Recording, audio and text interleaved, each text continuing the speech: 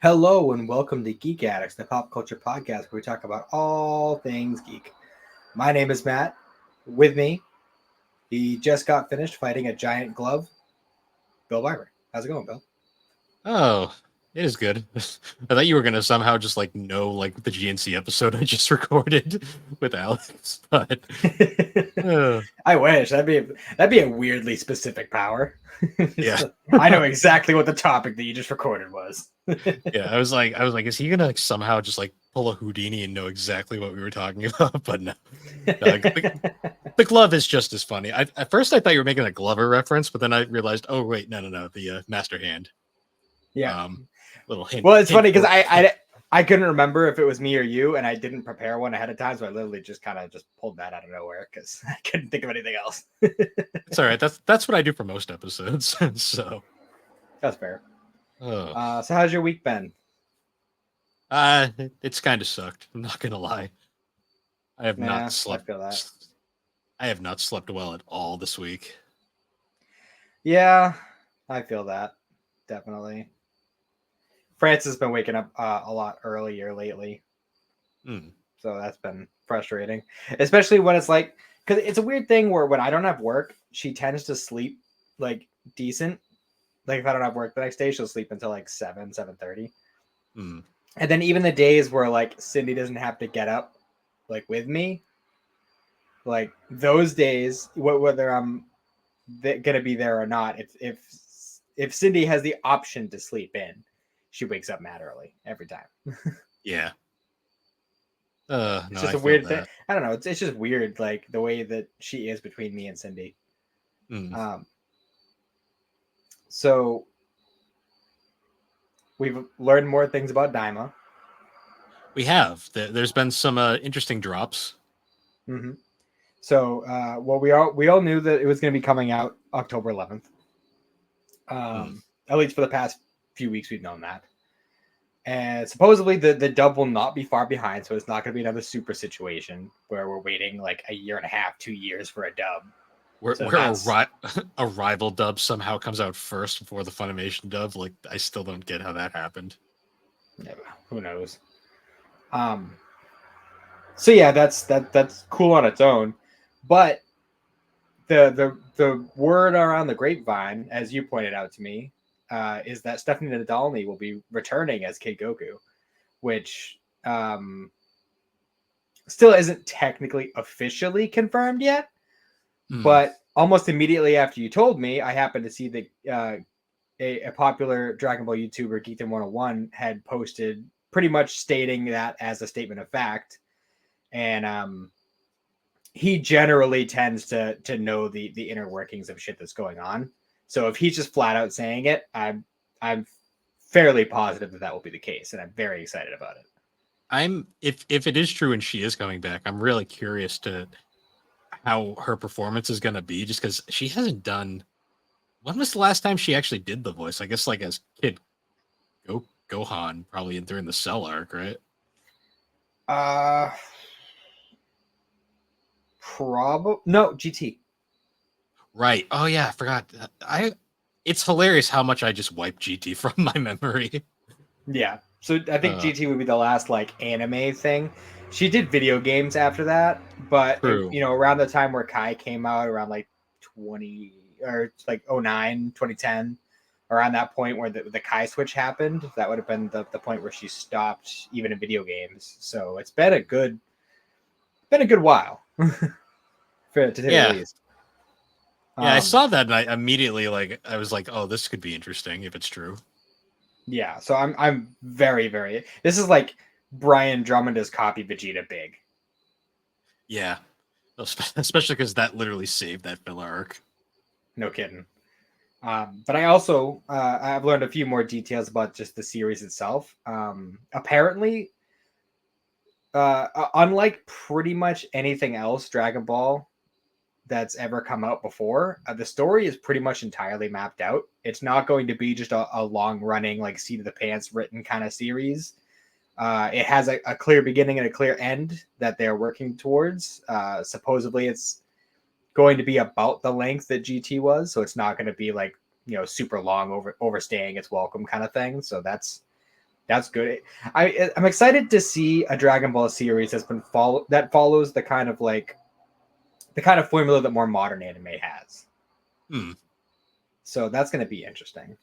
I'm kind of interested because not only is Goku de-aged, but like all the characters are de-aged, and other than a few of them, like none of them had like younger voices. So I'm wondering how they're going to approach the younger sounding voice. I actually laugh at Vegeta. It's just Sabat doing the same voice, just for the irony of it. Well, I'm pretty sure all the scenes that we've had of young Vegeta throughout Oh, Dragon Ball yeah, Z yeah, that's and true. I stuff. forgot it was young Vegeta. Yeah, so I'm pretty sure it's just him doing like a more kidified version of that voice. Because we got a little bit of Kid Vegeta in Battle of Gods and Super Broly and stuff like that. So, Forgot about those scenes, to be honest. ooh, I wonder if the original voice of Kid Krillin is gonna come back. She came back for that one scene in Super, so I don't see why not. I hope so, because I don't know why. Just that particular voice just really brings me back whenever I hear it, like the Kid Krillin voice. It'd be cool if they got Laura Bailey to come back as Chi-Chi, but I doubt it'll happen. Yeah, well, we'll see. I mean, if Persona can barely get her sometimes. True. I mean, she But did come back for Fruit Baskets. she came back for Fruits Basket. She came back for She came back for Yu Yu Hakusho. Yu Yu Hakusho. She has popped in as Naruto's mom from time to time in recent years, so it's possible. It's definitely possible. So we'll see. I wonder what kind of voice we're gonna get for Kid Piccolo. Did he speak for like his like 2 scenes as a kid in the original Dragon Ball? Yeah, and it was like a weird Stitch voice. Bring it back. Let's do this. So I'm really interested to see where this. I wonder what Kid Mr. Satan is gonna sound. This is gonna be so memeable when this comes out. Kid Mr. Satan, I guarantee. Kid Mr. Satan better have the same fucking voice, just for the irony of it. It'd be amazing. I just want like an actress to just do a fucking Chris Rager impression. Yeah. Daima is definitely going to be interesting just because I want to understand the concept of what's going on. Yeah. Also, it's going to be airing at 11:30 p.m. in Japan, which means this is going to be much more violent than Dragon Ball Super was, which aired like early morning Sundays over in Japan. So just the fact of where the time slot is when it's going to be airing, like you can generally tell like what kind of action you're going to be seeing. So we're probably going to be seeing more blood in this series than we did in the Super. So that's exciting. Nice. Ooh. But I'm just so ready. I'm so ready. Yeah. Oh man. But I'm also excited for tomorrow because tomorrow I'm pretty much just going to be on my own. Like I have work until like noon, and then probably just gonna be like hanging out for a while. Like I got to do a little bit of shopping stuff with Cindy, but she's going out for the night with some friends. So I'm pretty much just gonna have like full reign of the house. So I'm planning on just streaming a shit ton tomorrow. And I got an emulator all set up on my computer for Game Boy Advance, so I might stream some Legacy Goku. We'll see. Nice. I mean, by the time this episode comes out, it'll already be like a month past, but still. Oh yeah, because we have surprisingly, Geek Addicts has a large backlog at the moment. Yes, which is nice. It takes the pressure off a little bit. Yeah, no, we kind of lucked out having those classic episodes coming out, which at the time of this recording, at least 2 of them have been released. Yeah, I don't even know when you're planning on releasing the next one, but yeah, when the need rises, essentially. Fair enough. Boy. Fair enough. Yeah, it's funny. I actually get out of work before you do tomorrow. That's weird. Well, you also go in earlier. I'm not going in until like 7. Oh, well, I'm going in at 5. So, I mean, I would, but you know, I'm not going to. Yeah. But yeah, I hit episode 1,000 of One Piece today.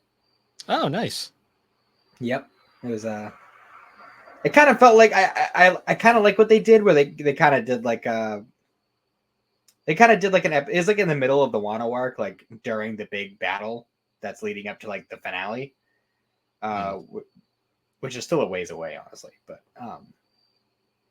it was kind of weird the way they did it because you could tell that they like put a bunch of budget into it, and make the animations and stuff look good. But it Hmm. like they almost turned it into a clip show, and it kind of felt like a cheap way of like being like, "Hey, episode 1,000, we did it, guys." But then they're just like, "All right, so we're just not going to give you much actual material for what's going on. We're just going to give you a little like because the stuff was still happening, but they were showing clips of each character like throughout the series as like kind of like a celebration thing. So we only got like I think maybe what I get mounted to like a couple of pages worth of manga material in that episode because they put so much focus into like, hey, 1,000 episodes thing. Yeah. But I gotta say, I am like as much as I'm really enjoying Wano, it's been really fun going through it. The quality is absolutely stunning. Like it's practically movie quality all the way through, which is outrageous considering it's like a 200 episode arc. But it also, as a lifetime Dragon Ball fan, kind of makes me a little butthurt Did they get because this and Super got what Super got? exactly.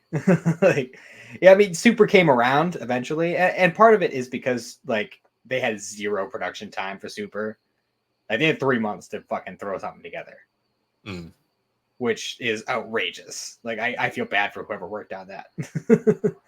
But no, as a lifetime Dragon Ball, especially since Dragon Ball fans have been getting the shaft from One Piece for a bit at this point, pretty much since Battle of Gods, like the Dragon Ball Resurrection, One Piece has just been constantly one upping Dragon Ball. Yeah. I mean, you know, a certain somebody is perfectly happy with that. Yeah, that's fair. I mean, I get it. Like, trust me, I like One Piece. Don't get me wrong. I'm enjoying my time with it. And honestly, by the time I finish Wano, I'm probably going to be sitting there like, what do I do now? But um, there is that part of me that's just a little bit vengeful about it. Yeah. I mean, it's better than what Inuyasha fans get. We get a sequel series that all it did was split the fan base. So I mean, to be fair, Super split the fan base pretty hard too. yeah, but not for the same reasons that the Yashahime did. That's fair. But Yeah. yeah, that's what I've been up to this week. Yeah, I've been this is my fourth podcast of the week, so I'm very A little I burnt think out. most of my not really burnt out because podcasting doesn't really burn me out. It's more I just in terms of productiveness this week, I got like no gaming done, I got no anime watching done, no manga reading done for my free time stuff. Mm-hmm. I did write 2 blog posts though for the Superpod website, so those will eventually be coming out. Yeah, I got to get on that. Hey, I got to write one for the game club, and I got to write one for the anime arcs. Yeah, yeah, because I But, think I mean, I think I decided on the arcs I'm going to choose. They're not like my all time favorite arcs, but that I just figured I'd choose something that was a little bit different. I think Not we're just only Dragon doing Ball. I think we're only doing 1 arc, so now I thought so we were doing. I thought we were doing two. yeah, that changed at some point because I went to go Okay. write Well, 2, and then there was well, only great. one. Now I got to. Great. Now I got to whittle it down again. Fuck. Yeah. Oh, at the time of this recording, that's probably already going to be out. But Hopefully, anyway, if I stop dragging my feed, maybe I'll try to make some time to do that tomorrow. mm, How long did you make yours? Is it? it's not that long. I covered a Dragon Ball arc, so it wasn't super. I ended up going with the Dragon Ball Ah, arc.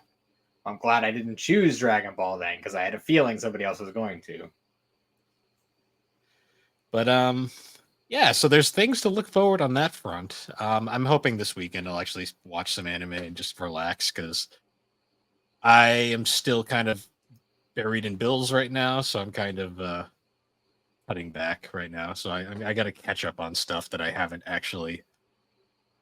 I got to catch up on the media I already own, I should say. I feel you. Well, I was considering, like, as opposed to just streaming games the whole night, I was considering, like, once I hit like a certain point, switching to like watch party thing. So I mean, you could always watch some anime together if you're up for it. Yeah, it depends what Let's see how tomorrow at work goes, and then I'll let you know. Fair enough. It would be like later on, but Yeah. we'll touch Alrighty. base on that then. But in case anyone wondered from the intro that we had for this episode, we are actually going to be covering. We're going back to games because we haven't really talked games in a while on the show. It's been very sporadic, kind of all over the place with our topics lately. It's been We're gonna pretty anime heavy lately. anime and yeah, we have. But for this episode, we're going to be talking about a classic franchise that many people are probably familiar with. It is we're going to be talking about Super Smash Brothers. Yeah. This was a series that I completely missed up until right around like the late 2000s, I want to say. The late 2000s. Wow. Okay. Well, I didn't. You got to remember, I didn't have a Nintendo console until the Wii, so That's fair. Well, I didn't actually. I think technically my first Nintendo console was a GameCube, but I got a Wii like right after that, so I ended up selling my GameCube because I could just play the GameCube games on it. mm-hmm. So I think technically I'm right with you. I didn't actually own an N64 until I was an adult in my 20s. So Yeah, I think I got my N64 when I was like 16, so like way later in life. Yeah, I remember playing the original one way back. Actually, I think it must have been the late 90s because I was young. See, the reason I have no nostalgia for the original Smash Brothers is I didn't play it until like 2012. That's like when wild to me. Well, I didn't know Smash Brothers. I didn't have an N64, like, so I missed that entire thing. I didn't play Smash Brothers until 2012 when I found it at a flea market. Because I tried playing it on an emulator, and my God, trying to play that game on an emulator with a keyboard was a fucking nightmare. I can imagine. See, I like I said, I didn't have an N64, but pretty much everybody that I knew had one. So I always had it available to me. I just had to go to other people's houses. See, that's how I got my first experience with Smash Brothers as well, because I first played Melee at a friend's house, like in the late 2000s. Like, this is like the Wii was out, but Brawl wasn't yet. So it was like Melee, people were still playing Melee like nonstop. Mm. And I remember thinking, like, this is the most ridiculous shit ever. Because so I'll preface now, I am not one to play, like, if I go to a Smash Brothers party and it's no items, like only flat stages, I'm not gonna play because that's boring to me. Yeah, I feel like. Well, I mean, I like flat stages just because like I get fucked by like the random like stage traps that happen all the time so often. See, And that's just me being an idiot, you know. That's yeah. See, Smash Brothers to me as a fighter, like, it has interesting mechanics, but it's not a very engaging fighter in my opinion by itself. Like, if I want to play a one-on-one fighter, I'm gonna play like a Street Fighter or like a Tekken or something. Oh yeah, Smash Brothers is definitely not a one-on-one kind of game. It can be, but it's just not for me. Like, the way I have fun with Smash Brothers is the pure pandemonium and chaos of like having like all items to max, like just insane shit happening at all times, like 4 players at once. Because when you take all that stuff out, it just kind of it's boring. And if you're up against a player who's like really good at the game, it's just not fun because they're gonna just kick your ass every time. Yeah, that's fair. So I'm strictly on team items and party mode, like have fun, not competition. Yeah, well, that's the way I see it. Is the best way to play Smash is on the couch with 3 buddies or family members or whatever. Items on, just casual fucking around.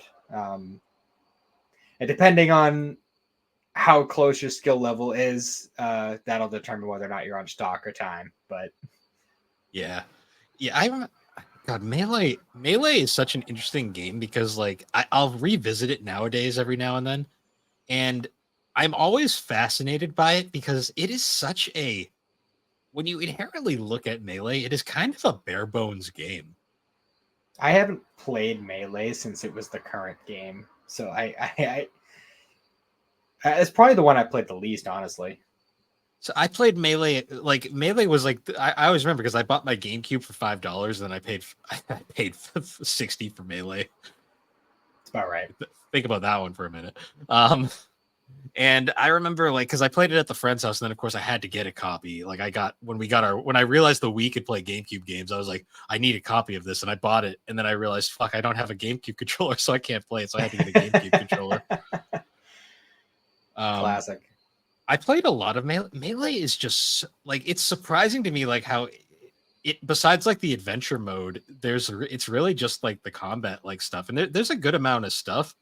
But like compared to say like all the games after it, it is kind of bare. But it has some highly frantic and really tight combat, which I think is the reason why it kind of has stuck around so long.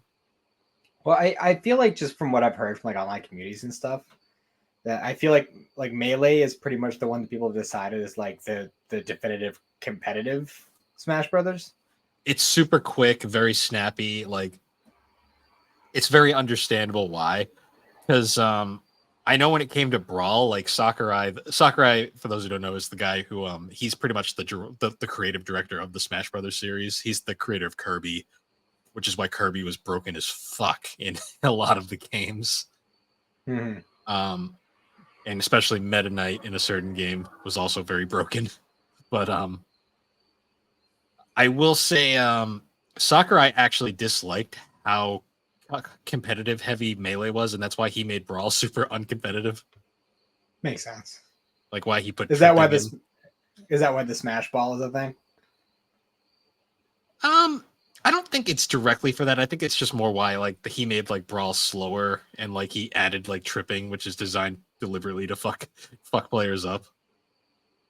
That's fair. But I have to ask, do you remember the hype train behind Brawl? Oh yeah, that's like one of the few games that like I was fully aware of like how much suspense was building up over that game's release. Like I remember like so for those who don't were either like too young to remember or weren't following it at the time, like Smash Brothers Brawl had by far one of the most insane like build-ups and like hype like reveals up until it finally came out. Like there was this thing called the Smash Brothers Dojo, which was like a website that you would go on, and it was like every day, like at like I think it was like midnight or something because of the timing in Japan. They'd reveal a new piece of content, which would either be like a new fighter or like a new stage or something. And I know like some mad lads were like they would stay up like until like the time it released just to see what the new content was, even though they could have just waited till morning to check it because it was going to be there regardless. Yeah. But I remember stuff like that. I remember the famous. Do you remember the character reveal trailers? Not particularly. I remember vividly like the one where like they revealed Sonic was going to be in it was huge. Yeah, well, Sonic being added into Smash in general was definitely a huge deal. Sonic and Solid Snake. I always thought Solid Snake was a really weird choice at the time, but I loved playing as Snake though in Brawl. It was so much fun. It was. Well, apparently Is he still not in Ultimate? No, he's in Ultimate. Oh, okay. Everybody's in Ultimate. Oh, okay. I feel like there was maybe I'm thinking of the 3DS one. He wasn't in Wii U and 3DS. Right. Okay. Because Ultimate, I haven't played a super because that technically I own it, but it's Xander's game, so he usually has it in his case. So I don't play it very often. Yeah, it's I remember like the reveal for that because like apparently the story goes is like Hideo Kojima, the creator of Metal Gear, he basically begged Sakurai to put Snake in Smash.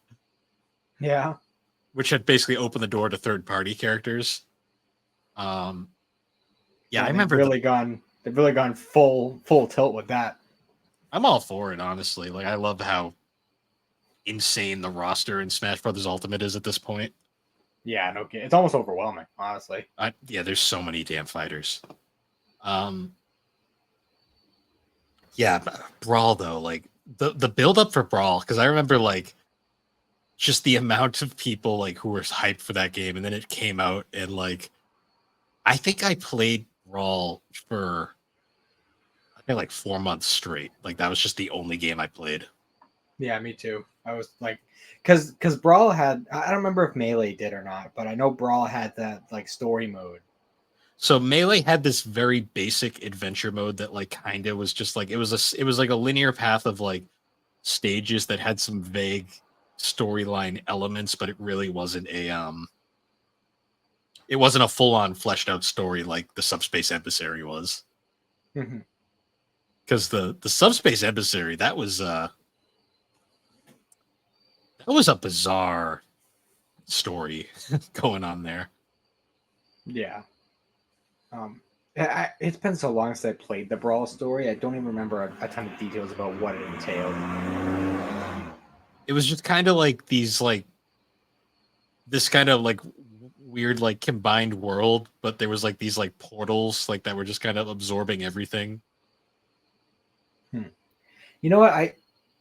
I should talk to my brother because I know I left the Wii at my mom's house because I knew that he was playing it for a while. And then for a little bit, my sister was playing it. But I don't think either of them have touched it. I might just because Xander's been asking for a Wii. For some reason he wants a Wii. Um, so I might just see if I could just take that because I know Xander would like it, and I wouldn't mind dipping into Brawl again. It's been a long time. Mm. Yeah, I also remember the Brawl opening theme composed by the legendary Nobuo Uematsu from Final Fantasy fame Hmm. is like one of my favorite openings to a video game ever. I remember loving that one. Yeah, It's so unnecessarily epic. but I don't know if I mean I think it's absolutely necessary for a game like Brawl. It's so funny when you compare it to like the the original Smash Brothers or like the like openings where they're awesome, but they're not like that where it's so fucking grand for no reason. Hmm.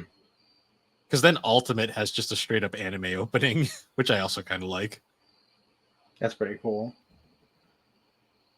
Um, Um, so so you don't have like the like super level nostalgia for it the way I do because you played it so late.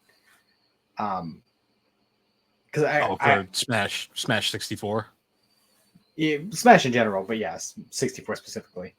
Because I remember I think my first experience with Smash Brothers was when my mom was still a single mom at the time. I must have been because based on where we were living, I must have been 5, maybe 6. So it was still like late 90s.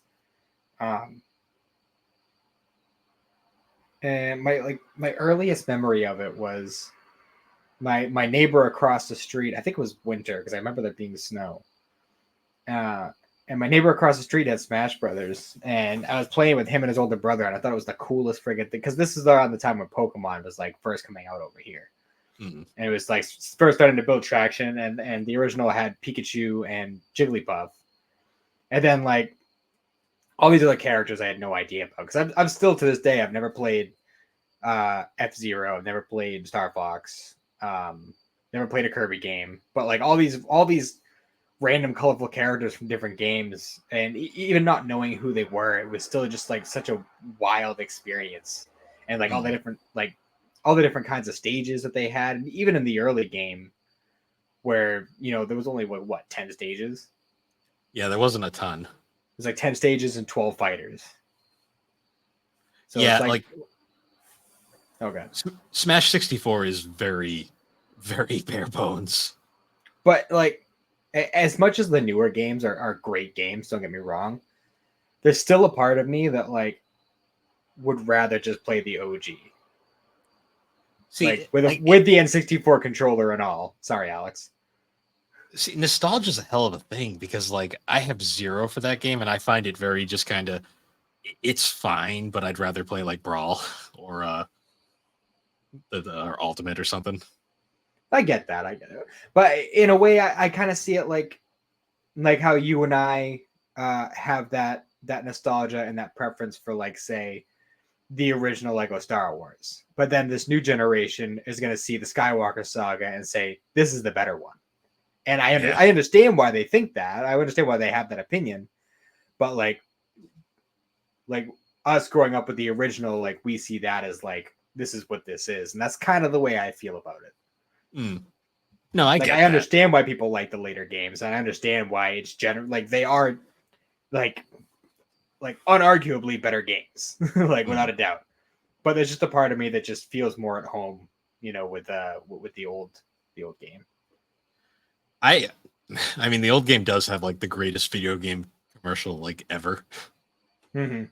The one of all the mascots playing in the field and like Happy Together's playing in the background and then thunder strikes and they just start beating the shit out of each other. Video game Fucking games commercials were so fucking different then. wild back then. Oh I mean, man. Nintendo used to have some bangers back in the day before they got super corporate. Oh yeah.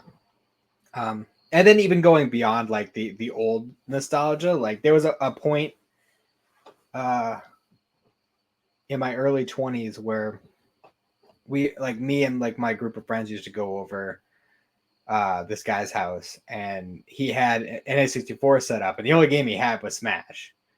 And it was like a consistent thing where we would all go over and we just hang out, smoke pot, and just play a shit ton of Smash Brothers, like old school.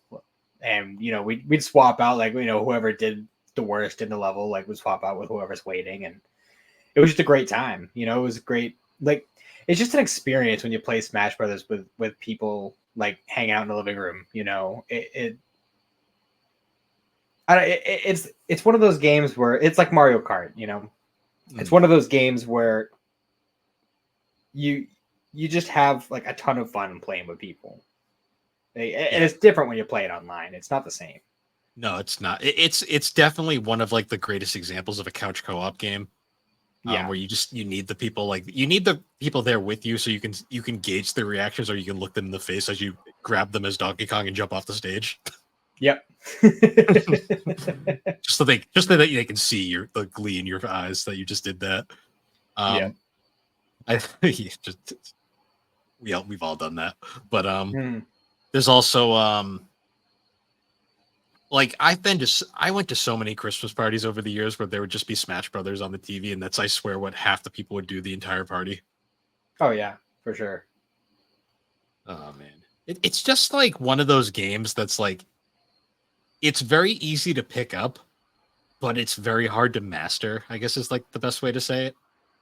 Yeah, there was a point, especially when we were at that point where we were all going over that friend's house and playing all together. I was trying really, really hard to get good with Jigglypuff, and I got okay.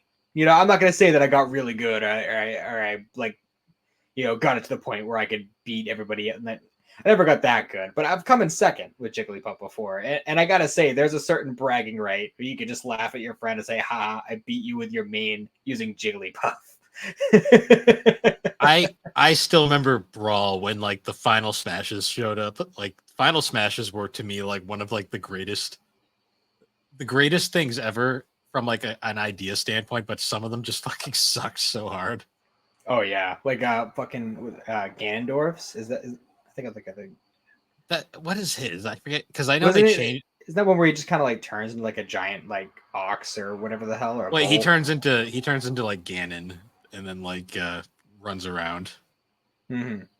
Because I know they updated a lot of them for Smash 4 and then Ultimate, like, because some of the Brawl Final Smashes were not great. Like I always remember like the first Final Smash I ever saw in action was like Mario's, where he like launches that massive fireball across the screen.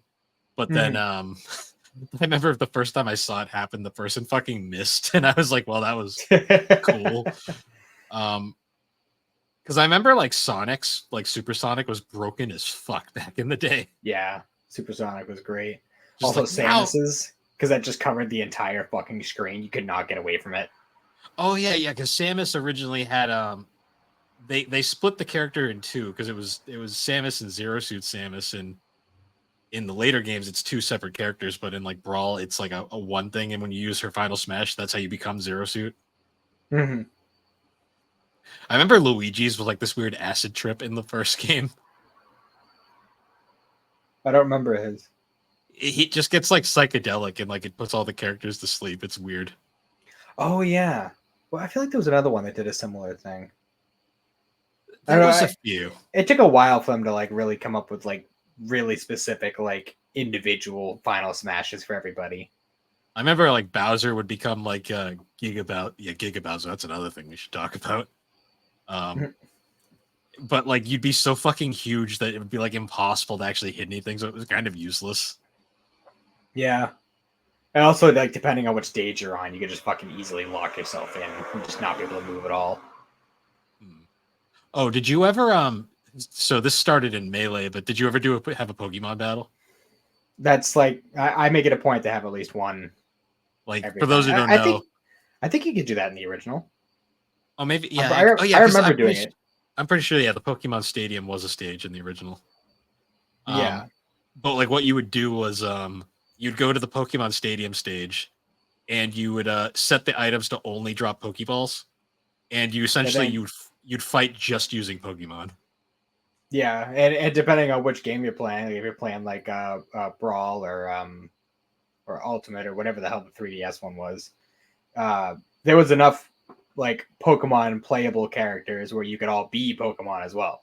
Yeah, I think so. Just going forward, I believe the 3DS and Wii U games are collectively just known as Smash 4. Oh, okay. That's kind of just what the fan base has referred to them as. Fair Because enough. they're basically the same games. Yeah, well, I mean they were cross-platform, weren't they? Like you could one of you could be on a 3DS and one of you could be on Wii U and you could play together. I believe so. It's been so long. So I haven't booted up Smash 4 since Ultimate came out. Yeah, I haven't touched that game in so long. Yeah. Yeah, Pokemon battles were always fun. Were you more of a stock fighter or a time fighter? My default was always stock, but nowadays, like if I play Smash, I'm usually playing with either Xander or sometimes Cindy will join in, even though she doesn't like to play because she's bad at it. Her words, not mine. So whenever I play with them, I do time because I feel bad if we do stock and I just wreck them. I prefer time just because it takes the pressure off and it keeps things moving so you get more matches in. Because in a stock fight, if you get two really fucking good players, everyone can get knocked out and you'll just be stuck there waiting for these two to fucking finish each other. Yeah. Well, like going back to like when we used to have those big Smash like get-togethers and stuff. Like we would generally do stock, and like we would all cycle out characters, but we all had like the one or two characters that we were really good at. So like say like my friend Matt, you know Matt. If he was playing Yoshi, it was okay, everybody gang up on Matt.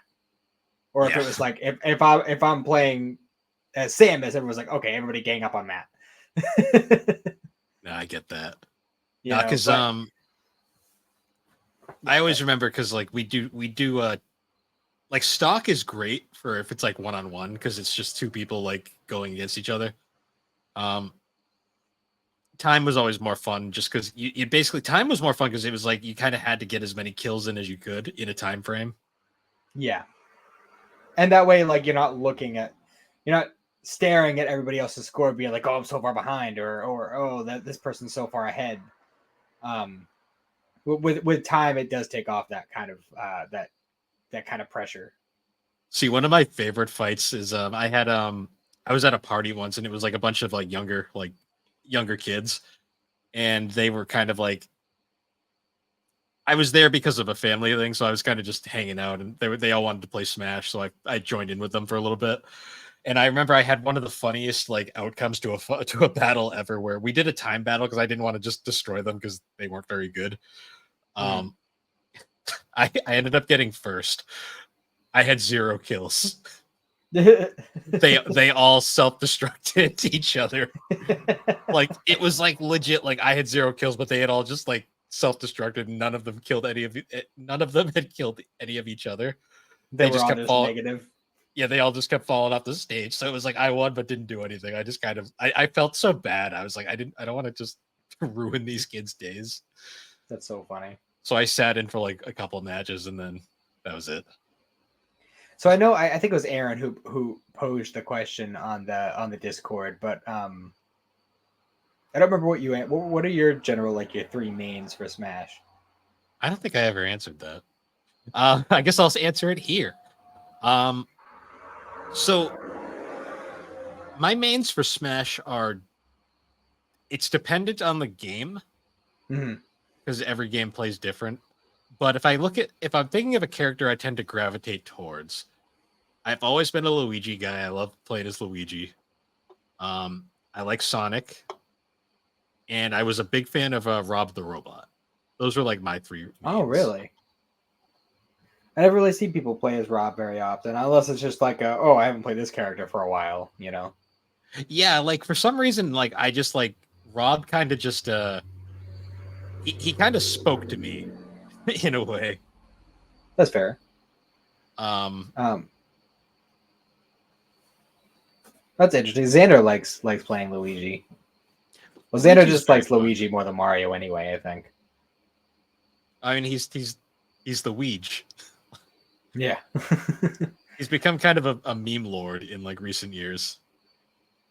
It's about right. Yeah, I had answered that. Generally, no matter which game I'm playing, Samus and Pikachu have always been my top two. I mean, Samus is the cheap answer. Everybody's good at Samus. You know, it's just one of those things. Between the corkscrew and the energy blast. Yeah. Pikachu though, like I still use Pikachu in the newer games, but the original game, like you could really mess people up with Pikachu. It was like Mario in Melee. Mario was fucking like ridiculous, and then like they kind of nerfed him for like Brawl onward. Yeah. And the third cycles, it depends on what I'm feeling at the time. I believe on Discord I answered Pac-Man because I do like playing as Pac-Man. He's got some fun moves, but I've also, you know, sometimes it's Sonic, sometimes it's like I like the Mii characters; those are fun. Yeah, the Mii fighters were fun. I messed around with them for a while. I haven't messed around with like the. I'd like to play like the newer ones so I can play as like Cloud and I think Sephiroth is a playable character, right? Yes. Yep. In Ultimate. So like, I'd like to mess around with them a little bit, but there's so many sword characters. See, there's too many. I love Fire Emblem, so I don't complain at all. But yeah, there is quite fair. a few. That's fair, and they all kind of like. I mean, I'm a filthy casual when it comes to Smash Brothers, so to me, all the Fire Emblem characters pretty much play the same.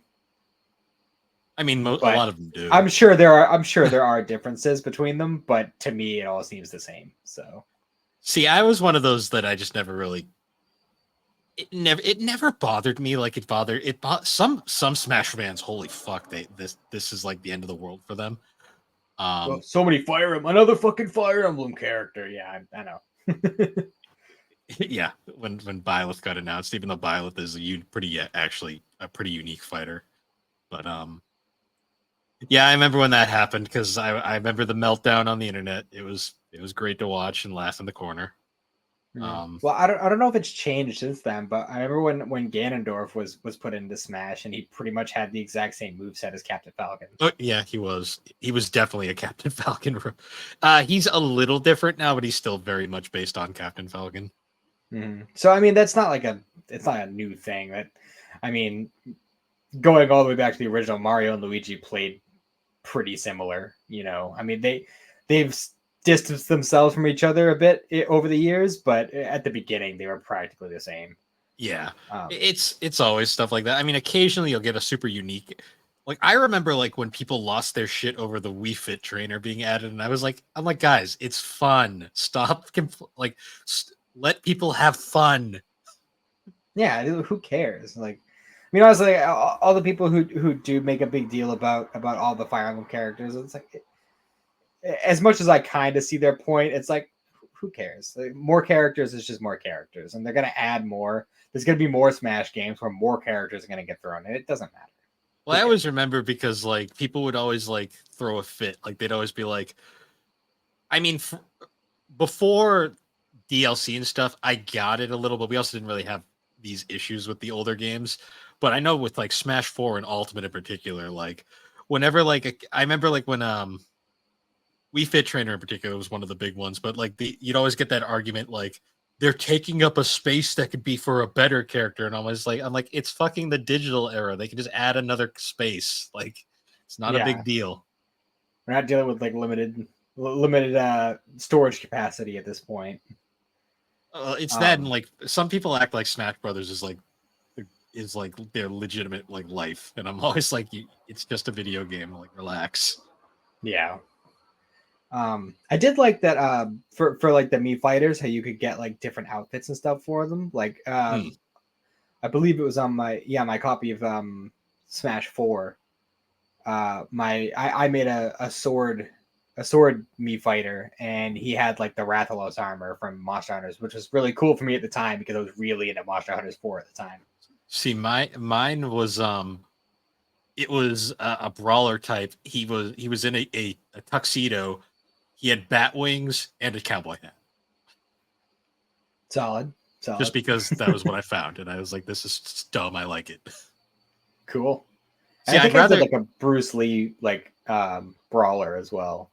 See, I just get more enjoyment out of like, not only am I going to defeat you with a Mii fighter, but I'm also going to do it in this ridiculous getup. So I just have the satisfaction of you lost to this. Well, I also like the customization of the Mii fighters because they had like different moves that you could switch out. Oh yeah, you could kind of customize your move set, which was really cool. Also, a thing that unfortunately is kind of lost in the modern Smash Brothers games, but it was very big in Melee and Brawl, especially. Do you remember collecting all the trophies? Yeah. Mostly in Brawl. Yeah, I did Brawl. I think I spent hours just collecting trophies and just looking through the trophy gallery. Because there was so much nostalgia. Like all these different franchises that like nobody really remembered, but like you were kind of like seeing for the first time. Like that was how I got introduced to like Fire Emblem and Star Fox, F-Zero and stuff. See, I wouldn't even know what any of that stuff was if it wasn't for even though I still to this day haven't played a lot of those games. I wouldn't even know that they existed if it wasn't for Smash Brothers. I mean, Smash Brothers is the reason why Fire Emblem's even out here. That's true. Like, because did you know that they were going to dummy out Marth and Roy in Melee originally for the American release? No, I honestly didn't even remember that they were. Like I said, it's been a long time since I played Melee, so like since before Brawl came out, that's how long it's been. Yeah, Marth and Roy were the two Fire Emblem characters in Melee, and originally they weren't even going to be in the North American release. They were going to take them out, but then at the last minute they left them in. And it sparked enough attention that that's how we got the first Fire Emblem games over here. No kidding. Ironically, the game we got didn't even have either Marth or Roy in it, but it was still kind of funny. What was the first one we got? 7, which is that's the one that follows Roy's father, Elliewood. Okay. It takes place before. I need to get around to playing one of those. It takes place before the events of Fire Emblem 6, which was the game that had Roy. Gotcha. Yeah, I love. Remember collecting songs. Yeah, because that was how we got introduced to so many fucking amazing music tracks. Also, the remixes, like some of those remixes. Like I used to just hang out in the music player for hours, just listening to the music.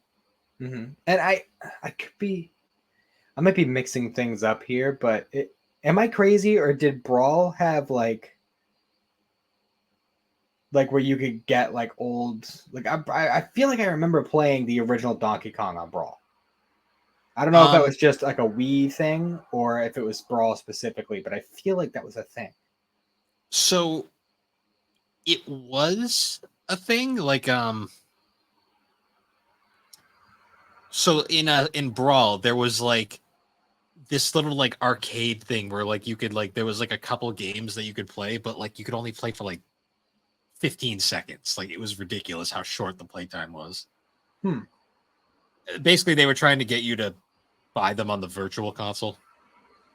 Yeah, because I didn't even know that. I don't even think I knew that the virtual console was a thing at that point. I don't think I was aware of them doing that until the 3DS. Hmm. See, another one I remember is so you remember in Brawl how they had the trophy gallery where they just had all the trophies in that giant like table that you could kind of look around. Yeah, the ones that were like grayed out, it would tell you like how to unlock them and stuff. Yeah. Hmm. In Melee they had a similar thing, but like in the background they had like all the Nintendo consoles up to that point, like just in the background sitting there, just as a little like Hmm. mythology gag. And I always remember because if you look in the background, you can see a Virtual Boy, and I was like, "What the hell is that?" Because like I had missed the Virtual Boy entirely as a kid. Yeah. Well, I think when did that come out? Before the N64, so like mid '90s. So we were both probably like either just born or We were both still in diapers, so it makes sense yeah, that we missed that. yeah. We didn't miss much. I'll tell you that. Yeah. I haven't like actually like played one, but I've seen them in like retro stores and stuff, and like kind of just like peeked at it, and I was like, oh, When like when you eventually come up and visit, I'll let you try mine out just so you can experience it. fair enough. Oh, speaking of trying stuff out, because you've been talking about how much you've been playing it lately, I did try out Dr. Mario for the first time Oh this yeah, past week. It was fun. I mean, it's basically just Tetris. I didn't know it was like a Tetris game, but it's yeah. pretty cool. It's a match three puzzler. It's fun. It's a great time killer. Yeah, it was definitely. It was definitely. I mean, that was kind of like the reason I put it on was just to kind of like try it out, and I was literally just trying to kill a little bit of time until Cindy was ready to go to bed and stuff. And Hmm. I don't know. I St- kind of got sucked into it and played a little bit longer than I should have. Statute of limitations out now, but I used to play Dr. Mario at Richards at third shift all the time. Fair enough. I don't think they're going to be upset about that at this point. I think it's a little late for them to care. Yeah, I used to do that. I'd have the machines going. I just been playing Dr. Mario. And I doubt anyone from Rich just listened to this anyway. Yeah, I doubt it, but you never know. True. Um, but yeah, I don't know. Smash is just like it's one of those games that just held a spot in my life for like literally as long like for my entire gaming history. It's always been like if not center stage, at least off to the side. It's always been in the mix. Do you remember the announcement of Smash 4? Not in particular. I do So, remember being really excited for. I think I bought a 3DS specifically because it was announced. so Smash 4 had one of the funniest like announcements ever. So it was at an E3 during Nintendo's press conference. And I always will remember this because this was a pretty bad press conference for Nintendo. Like obviously the Wii U era was pretty everything was Nintendo in general was not doing well at the time.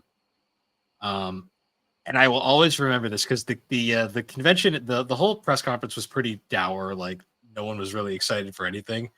And then they just kind of right towards the end, they basically just were like, "Oh yeah, we're making a Smash Brothers." Like didn't show anything. They just mentioned we're making one. The crowd fucking goes nuts. Like they didn't show anything. But they're like, "Oh yeah, we're making one." And people lost their shit. And I was like, wow, that shows how fucking bad this E3 was cuz like if they're excited for just an offhand comment, like Did they geez. even mention it was going to be handheld or? I don't think they had announced that it was coming to 3DS yet. They just kind of said they're making another one, Fair enough. and we knew But yeah, like like nothing about it. yeah, I'm fairly certain that the whole reason I bought. I mean, there was other games I wanted to play too, but like the main reason I bought a 3DS is because I heard they were making a handheld Smash Brothers, and I was like, I've been wanting a handheld Smash Brothers for a long fucking time. So when that was finally on the table, and like me and like the group of friends that I was hanging out with at the time, like we all had, I think at least Matt had one, And then when I found out about that, I went out and bought one, and our friend Jake got one shortly after that. And like between Mario Kart, Smash Brothers, and Monster Hunters, like we were always gaming together. Oh yeah. Do you remember like all the people like that were butthurt that Mewtwo didn't make it to Brawl? I mean, honestly, I was kind of butthurt that Mewtwo didn't make it to Brawl, but See, I always remember because he didn't make it to Brawl. We got Lucario instead, who I really liked. well, I'm Lucario's my favorite Pokemon, so I wasn't upset about that. I'll say that Yeah. much.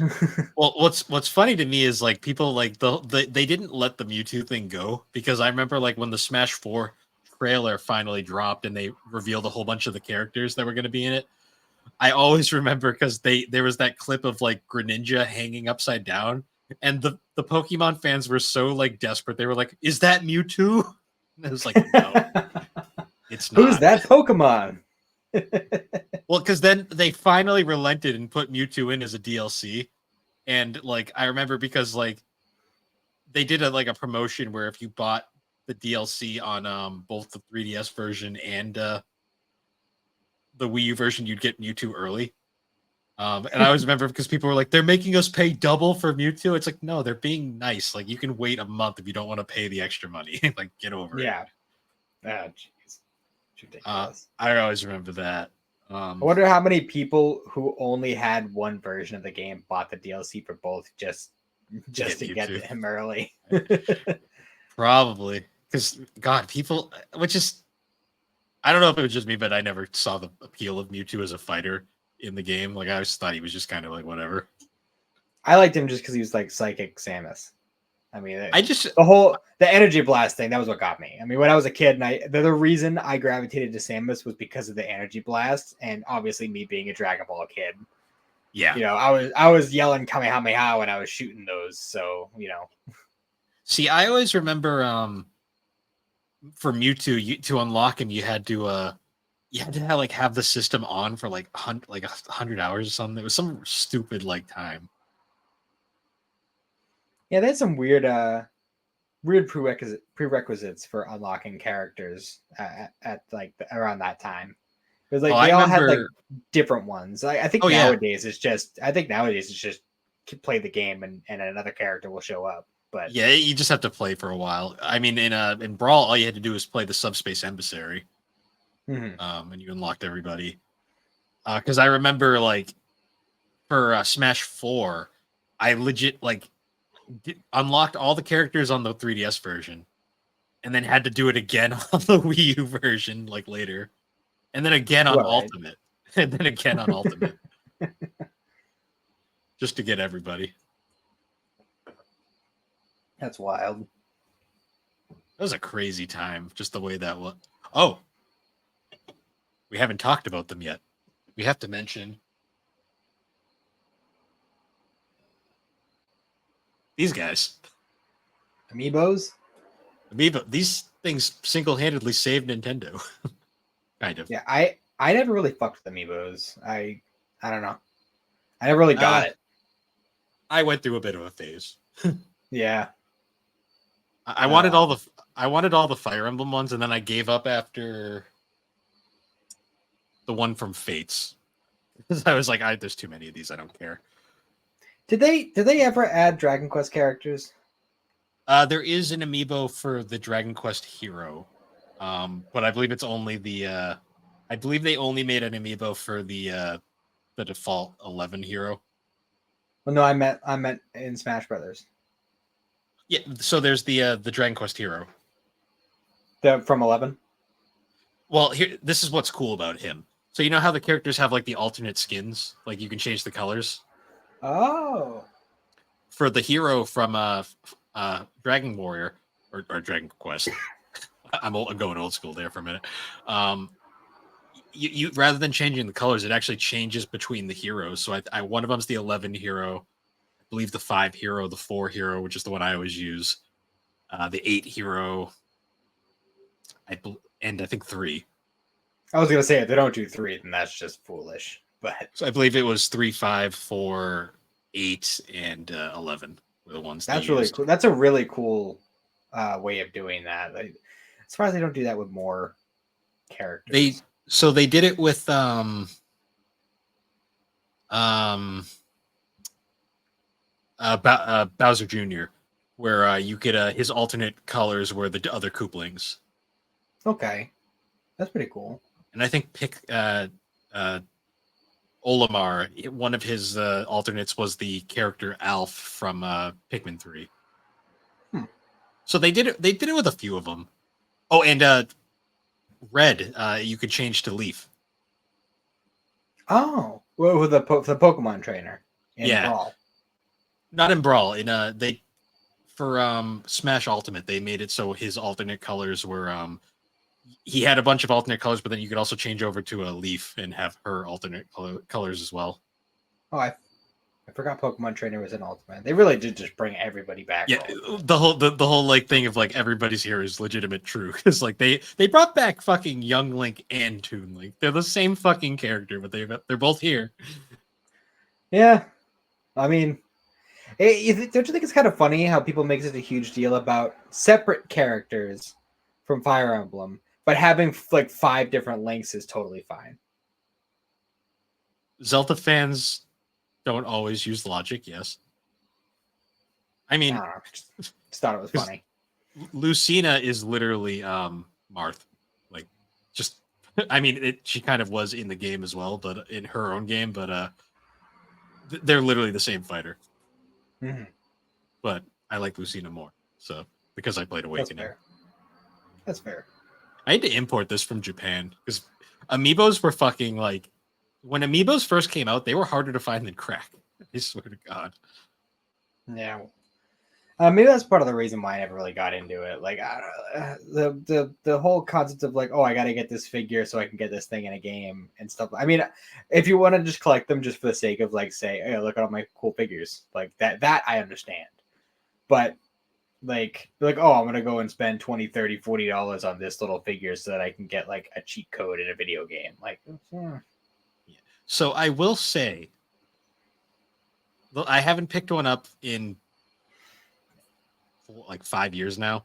The last ones I got, I had to get Cloud, that's fair. but then I also had to get Advent Children Cloud because Cloud's alternate. He has the Advent Children design as well. in Smash. Yep. Oh, cool. So they've gotten pretty creative with them over the years. Please tell me that there's an alternate skin for Cloud that's just Zack. No, unfortunately, well, I haven't played it. I don't know if there was DLC recently, but as far as I know, no. It's a missed opportunity. Dilly dally, shilly shally. But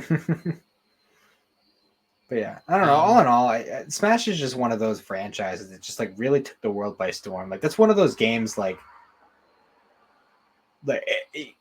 even if you're not like a huge fan of it, you've definitely played it at least once. Everybody's been to a party, and the game on the screen was Smash Brothers. Mm-hmm. Like Did you ever? it's just one of the perfect party games. Did you ever do a coin battle? A coin battle? So you know there was like the 3 options. There was the timed battle, the stock battle, and then there was coin battle. I wasn't even aware of that. We used to do it like when we got drunk at parties. We'd be like, let's do a coin battle. It's essentially you just fight and like you have to when you hit the other characters, coins pop out. And it's basically like whoever has the most money at the end wins. Oh, I never even fucked with that, so I didn't even know it was a thing. Most people haven't, but I've done it, and they're fucking fun. Just because it's ridiculous, like it's incredibly fun when everyone's drunk. But I bet. And maybe at some point, if Ultimate is on sale, I might have to just fucking pick it up just so I have my own copy because I don't know. It's one of those things. Honestly, I'm surprised NSO hasn't put the original on there yet. Yeah, I mean, give it time. I'm sure it'll happen eventually. It's wild to me that it hasn't happened yet. I mean, not to say that N64 isn't already stacked with the games that they put on there, because like almost all of the N64 games that they put on NSO are banger games. And then there's Pokemon Puzzle League. Well, honestly, I tried that. It's not a bad game. It's as far as puzzle games go, it's not horrible. That's like the Um, only Pokemon game that has Ash in it. yeah, some of those sound bites are rough. I love the sound bites of Professor Oak in Pokemon Snap. They're just so bad. Yeah, I actually, funny enough, I just listened to Remember 64's Pokemon Puzzle League episode earlier today. And it was funny, Nice. like they kept like putting out the little sound clips from it, and I was just like, it's so bad. It's so 90s. Yeah. Shout out to Dave, by the way. Haven't But haven't heard from Dave in a while. I think he's still in still off the grid. fatherhood mode. I know that. I know that game. Yeah. Oh, Smash Brothers. What a series.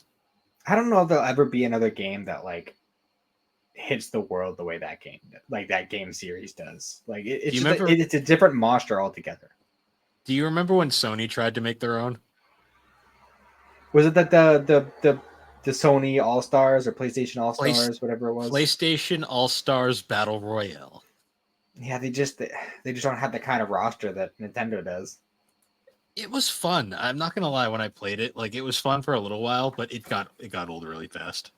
And like honestly, like basically Smash Brothers is essentially like what I wanted out of games like Jade Victory Versus and Jump Force. Like I There's really that wanted. one. There's that one Shonen Jump fighter on the 3DS I'm on the DS that only came out in Japan. That's actually pretty close. Yeah, I've seen footage of it, and I'm really butthurt that we never got it because, and for what I see, like there's a shit ton of characters in that too. I I'm really have upset that we now. never got it. I actually have that now. I just have not had time to try it out. Yeah, I like if they ever do like another like jump, like big jump crossover game, like they really just need to make it like Smash Bros. It doesn't have to be like an exact clone, but just make it close enough for government work, and I'll be happy. Like, Make it doesn't need to be perfect. Make it accessible because J Stars was so fucking hard to get into. J Stars or Jump Force? I mean, both of them.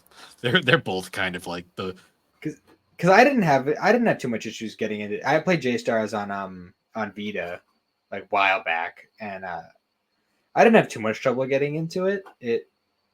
It was Jump Force. Jump Force was weird because I started to play it, and then I was like what is even going on? Because it wasn't like you could just like do a quick battle, or it was like a hub world or something, and you had to make your own character, and like the story revolves around that character. Which I mean, the idea of making your own character is fine. Like I don't have any problem with that, but I don't know. It's just the way the game was presented that just bugged me, and I just never continued. Yeah, it was. To me, it wasn't so much that the games themselves are bad. It was more just they're not the best if you want to like get a friend into them, especially like if they have no idea what they're getting into. Because I remember like trying to get Alex to play J Stars, and she was like, "What the fuck is this?" Which you'd think she'd be all for it, Well, like they got One Piece characters and Yu Hakusho characters. And she liked that, but we couldn't figure out how to play it because it's not a traditional fighter. No, it's like a weird arena thing, and it's not simple and easy to play like a lot of other games are. Yeah, it's like the Tenkaichi games, but without flying. Yeah, and when the game, which is even worse. Yeah. Yep. Which is hilarious because whenever I play Tenkaichi 3, I'm always like, I don't know what the fuck to do. It's too complicated. Well, I think Sparking Zero will be a lot more user friendly compared like I said, I think Sparking Zero will be a lot more similar to say like Xenoverse and Kakarot than it will be to the old Tenkaichi games as far as playability. Hopefully. So but yeah, and anything else on Smash Brothers or? No, I think we've pretty much gone through the gauntlet at this point. Yeah, I mean, it's kind of made me want to play it again. Yeah, it's been a while.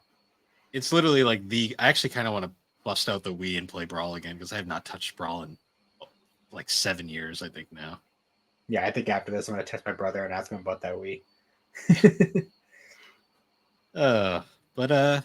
Yeah. So Anyways, guys, once again, thanks for joining us on Geek Addicts. You can find Geek Addicts on all the major podcasting platforms, particularly Apple Podcast and Spotify.